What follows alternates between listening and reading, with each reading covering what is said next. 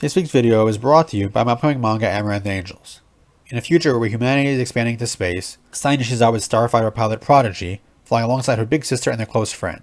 However, following a sudden tragedy, Sai only wants to run as far from a cockpit as she can. Fate, however, has other ideas. You can read the entire prologue, which details the events leading up to Sai's decision, on Webtoons now, and you can subscribe to my Patreon to get updates on future pages early.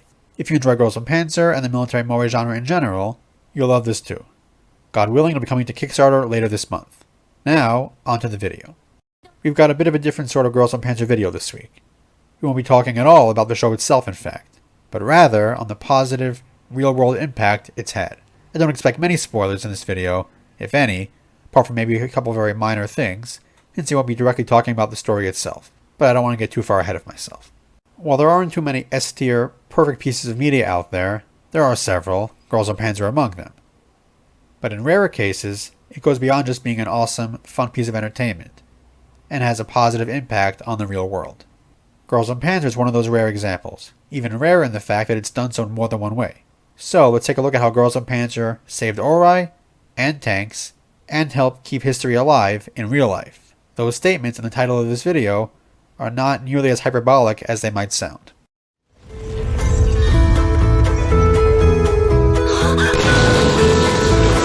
The first and biggest IRL impact Girls and Panzer has had is, fittingly, on the real city of Oarai in Japan.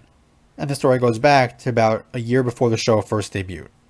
In March 2011, Japan was hit by the most powerful earthquake ever recorded in Japan, sometimes known as the Great East Japan Earthquake, a 9.0 undersea megathrust quake, and this was followed by a tsunami. The damage was significant, with damage being valued at about $360 million, and taking the lives of about 20,000 people. The tsunami is also what damaged the Fukushima Daiichi power plant, nuclear power plant that is, and led to radioactive material leaking out of it into the area surrounding. But a full overview of that disaster is well beyond the scope of this video and this channel. For purposes of today, we're going to focus on just one small coastal town with only 17,000 residents, the town of Oarai in Ibaraki Prefecture. Prior to 2011, the small town with an aging population had an economy mostly based on local fishing and some summer tourism at its beaches, which, while not a whole lot, was enough to keep the town afloat. After the earthquake and tsunami, however, things became much more difficult. While only one person in the town was killed, the tsunami did major damage, including to the fishing industry, which harmed many small businesses, not in a position to even afford to rebuild, and, in part because it wasn't all that far from the damaged nuclear plant, its other main source of income, summer tourism, also dropped drastically. The town's economy was in a very bad place. Fortunately, that would change. Enter Kiyoshi Sugiyama, the animation producer for Girls and Panzer. Sometime after the quake and tsunami, Sugiyama, who was from Ibaraki Prefecture and had visited Oarai before, was both trying to learn just how bad the damage was in the region, while also trying to find a location in which to set the in-production show. They had actually already begun location scouting before the disaster and wanted to base the main school in a real place. Upon seeing that the damage was worse than the media had reported, he felt that Oarai might be a good place to set the show, and he saw it possibly as a way to help, though there's no way he could have known the true impact this would have. Shortly after this, Tsutomu Mizushima, the director of Girls and Panzer, visited the town himself and agreed that this small rural town fit well as the main setting for the show he was working on. A perfect home base for a low-key underdog team. So they negotiated with the town to set the show there, something helped out by Girls and Panzer's music producer, Yoichi Sekine, who was himself from Oarai. It wasn't the simplest process, as they couldn't guarantee significant financial gain to the town ahead of time, and the mostly older population had some doubts about linking their town to a show about high school girls riding around in tanks. But they worked through these issues and came to an agreement. The rest, we could safely say, is history. It's hard to understate the economic impact Girls and Panzer has had on this town. Since Girls and Panzer debuted, Oarai has become a pilgrimage site for fans of the show, and the town has heavily embraced the show. Girls and Panzer, or Garupan as it's more commonly called in Japan, became featured in local events, and had its own events in the town. Multiple shops now feature Girls and Panzer products and or life-size character cutouts year-round. And I'm sure many of you have seen pictures of the famous and recently retired Garupan train that ran to the town for several years. Listing all the Girls and Panzer adjacent sites, references, etc. in the town would take all day though. The town has since more than recovered from the tsunami damage, both physically and economically, in no small part thanks to Girls and Panzer tourism. Tens of thousands of Girls and Panzer fans, both Japanese and from overseas, visit yearly, and at its pre-beer virus peak in 2019, the local anglerfish festival, which has often featured Girls und Panzer components since the show debuted, saw a staggering 140,000 participants. Remember, the town itself only has 17,000 residents. And, thankfully, the visiting fans have been respectful to the town and its people.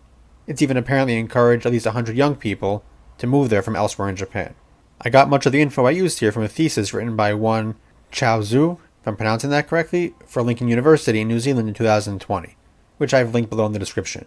It goes into much more detail on the story and the various aspects surrounding it, including surveys taken of residents. To this day, you could visit Oarai and see Girls und Panzer stuff throughout the town. One day, when I can afford to do so, you could bet I'll be making a pilgrimage of my own. And of course, when I do, I'll do a video on the visit. It really is an incredible, wholesome story, one that is perfectly in line with the tone of the show we've all fallen in love with. Now, any other piece of media, having had as massive a real-life impact as this, would have called it a day. It happening once is rare enough, but how about twice? That's practically unheard of. And certainly, while the show's production team in part chose to spotlight Oarai to help the town, and must be pleased with the show's impact there, they couldn't have predicted the next way it'd have a positive impact on the real world. For that, though, we have to leave Japan and go all the way to chilly Finland.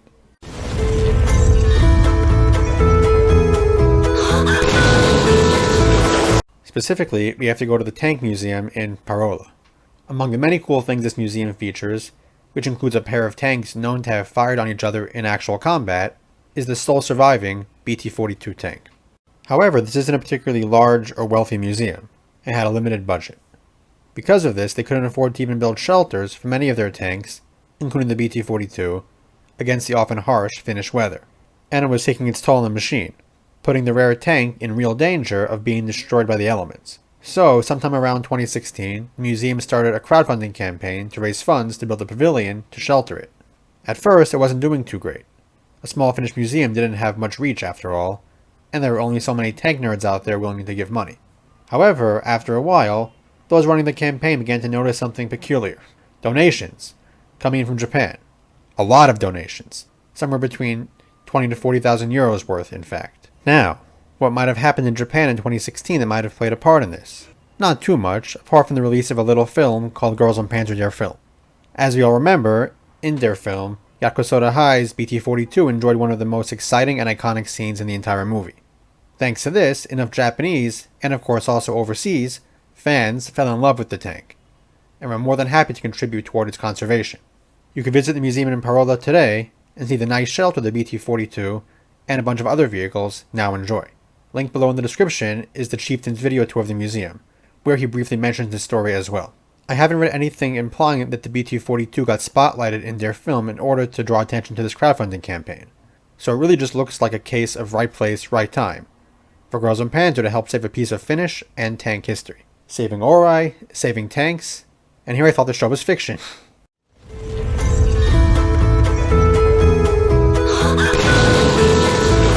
The third way in which Girls und Panzer has had a positive real-world impact is less direct but so significant. That is, through its music. As any viewer of the show knows, the themes for each of the schools in the show is a real historical military march or otherwise military-associated song.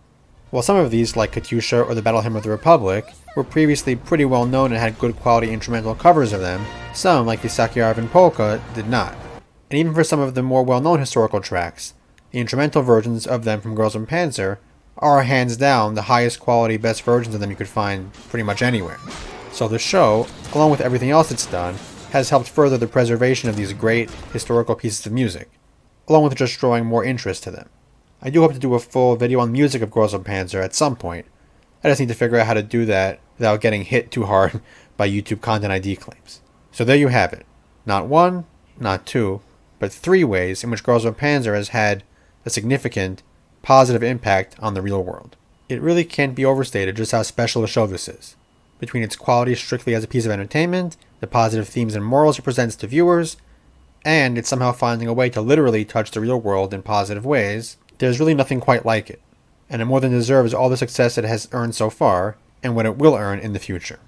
If you enjoyed this video and would like to support me and what I do here, check out the links to my books and light novels below in the description.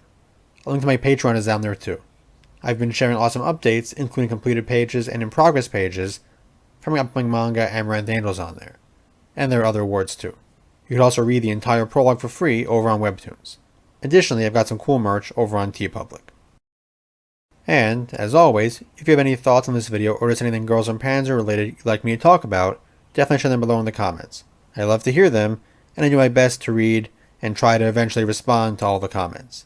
And don't forget to subscribe so you don't miss any future uploads. That's all for now, so until next time.